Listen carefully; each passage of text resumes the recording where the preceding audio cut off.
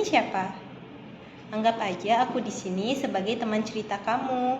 Jangan feel pressure ya. Kamu bisa cerita apapun. Ini sesi pertama kita. Semua yang kamu ceritakan bakal aku jaga kerahasiaannya. Oke, kita mulai ya. Apa kabar sebelumnya? Bagaimana perasaan kamu akhir-akhir ini sampai kamu datang ke sini? Halo, selamat pagi. Nama saya Dilara. Saya datang untuk berkonsultasi di hari ini untuk mengatakan apa yang saya rasakan akhir-akhir ini, dan itu sangat mengganggu aktivitas saya sehari-hari dan juga emosi saya tidak stabil. Maka dari itu saya datang untuk berkonsultasi dengan Ibu Jihan. Makasih ya udah mau datang dan berbagi. Aku tahu nyeritain ini tuh pasti nggak mudah, tapi aku di sini buat ngedengerin kamu tanpa menghakimi. Terus gimana perasaan kamu sekarang? Ini sebenarnya sangat sulit. Saya sangat lelah. Dan itu sangat sakit.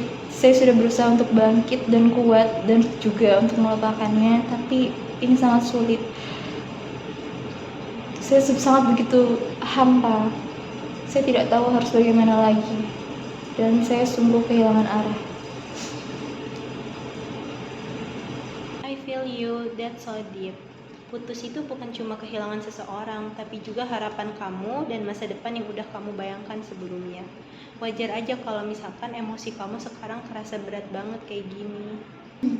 Iya, itu betul sekali, Kak. Aku sudah sangat membayangkan bahwa kita itu bisa bersama. Sedangkan kita itu juga udah mempersiapkan segala hal, mimpi-mimpi kita, apa yang akan kita lakukan ke depannya. Tapi itu nihil karena abi aku tidak merestui hubungan aku sama dia karena dia bukan Said. Padahal effortnya dia datang dari Qatar ke Indonesia itu sudah sangatlah besar bagi aku, karena dia sangat menginginkan hubungan ini ke jenjang yang lebih serius. Tapi abi aku nggak setuju, dan aku merasa di sini sangat-sangat tidak adil, dan aku merasa kayak aku nggak suka terlahir sebagai seorang Syarifah.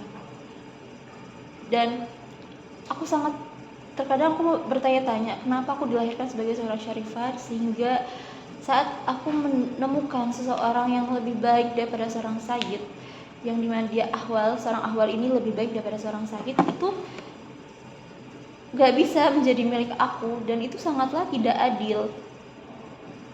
Kenapa harus aku mengikuti tradisinya aku yang harus sama-sama menikah dengan seorang Sayyid? Jadi pacar kamu itu orang Qatar.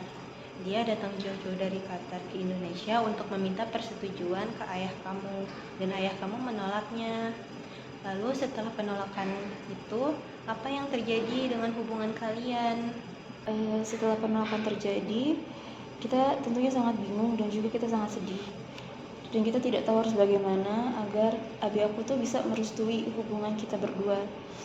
Tetapi di saat yang bersamaan, pacar aku harus kembali ke Qatar untuk pekerjaannya.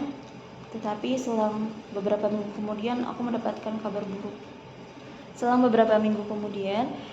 Aku mendapatkan kabar bahwasannya dia akan segera menikah dengan dijodohkan dengan anak perempuan teman dari ayahnya, dan itu sangat membuat aku shock.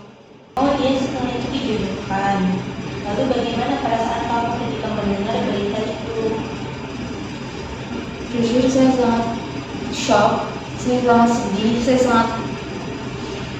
sungguh sangat sakit sekali, dan itu tidak bisa saya utarakan rasa sakitnya, karena bayangkan saja dia akan menikah dengan orang lain, dan itu pasti kita tidak bisa menerima hal itu. Saya nggak bisa menerima hal itu, dan saya nggak mau dia bersama dengan orang lain. Setelah itu saya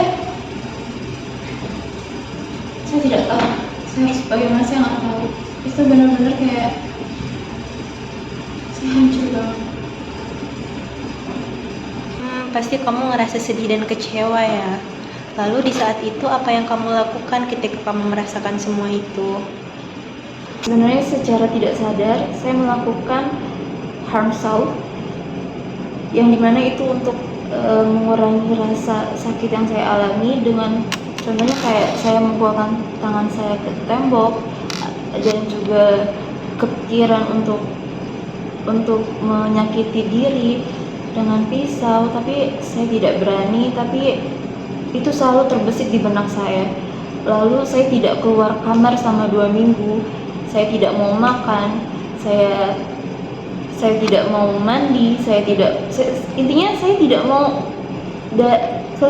tidak mau bangkit dari kasur saya hanya bisa meratapi, menangisi, dan saya sangat sedih, saya benar-benar kehilangan arah hidup saya, makna hidup saya itu tidak ada, karena cinta saya kepadanya itu begitu besar, sehingga saya hanya bisa kayak menangis tanpa henti dan berharap kepada Tuhan bahwasanya saya ingin dia, tapi semua itu nihil. Kayak apa yang saya lakukan, doa ataupun sholat, saya meminta kepada Tuhan, tapi Tuhan tidak mengabulkan apa yang saya inginkan. Maka dari itu saya merasa ini sungguh tidak adil. Kenapa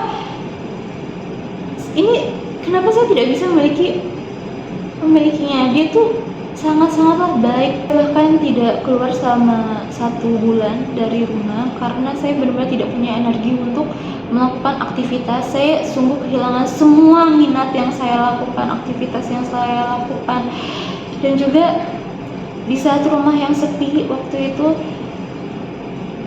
terbesit di benak saya bahwasannya saya ingin lompat dari lantai 2 karena pikiran saya sungguh kosong dan saya tuh kayak benar-benar kehilangan tujuan dan arah hidup saya. Saya tidak tahu apa yang harus saya lakukan. Orang tua saya sungguh tidak mengerti. Mungkin bagi mereka ini tuh hal yang sepele. Mungkin pasti mereka berpikir dia akan baik-baik saja selama beberapa saat nanti. Tapi mereka tidak tahu apa yang saya rasakan. Saya sungguh sangat marah. Kesimpulan yang saya dapatkan dari seluruh masalah yang Anda alami itu, Anda tidak bisa menerima kenyataan bahwa Anda itu seorang Sarifah yang harus menikah dengan seorang sayyid. Dan Anda juga merasa terkekang karena tradisi keluarga Anda, yang dimana dalam kasus ini Anda itu mencintai seorang yang bukan sayyid, dan itu membuat Anda stres karena penolakan secara sepihak dari keluarga Anda. Nah, di sini saya akan menawarkan solusi. Bagaimana jika kalau kita melakukan journaling dan meditasi untuk memanajemen waktu kamu sehingga kamu bisa menyibukkan diri dan bisa berpikir jernih untuk menerima kenyataan yang ada. Jadi, kita lakukan secara pelan-pelan ya dan bertahap. Apakah kamu setuju dengan saran yang saya tawarkan? Baik, bisa kita coba, tapi saya tidak mengerti bagaimana melakukan journaling. Don't worry, saya akan menyediakan tahap journalingnya dan saya akan ajarkan kepada Anda. Oke, baik, saya setuju dengan penawaran dari Ibu Jihan. Bisa kita lakukan nanti. Baik, terima kasih juga ya Miss Dila telah menceritakan semua ini. Semoga saran dan solusi yang saya tawarkan